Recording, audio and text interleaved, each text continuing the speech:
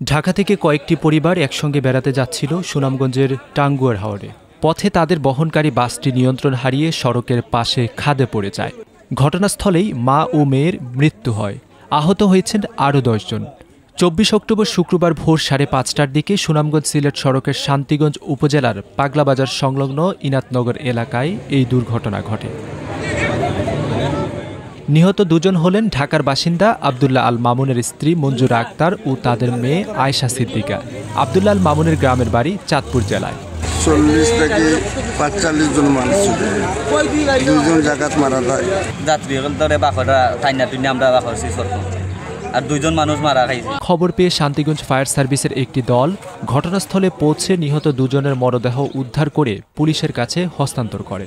আইসে দেখি যে গাড়ির তলে 2 জন লোক চাপা আছে, 2 জন আগে থেকেই মারা গেছিল। পরে আমরা তাদেরকে আমাদের জ্যাম জ্যাক এবং স্টেডারের মাধ্যমে উদ্ধার করে হাইওয়ে পুলিশের কাছে হস্তান্তর করি। পুলিশ জানিয়েছে, বাংলাদেশ কেমিক্যাল ইন্ডাস্ট্রিজ কর্পোরেশন BCICর 11 জন কর্মকর্তা পরিবার পরিজন নিয়ে টাঙ্গুয়ার হাওরে ভ্রমণে যাওয়ার পথে শান্তিগঞ্জ উপজেলার ইনাতনগর এলাকায় বাসটি নিয়ন্ত্রণ হারিয়ে রাস্তার পাশে খাদে পড়ে যায়।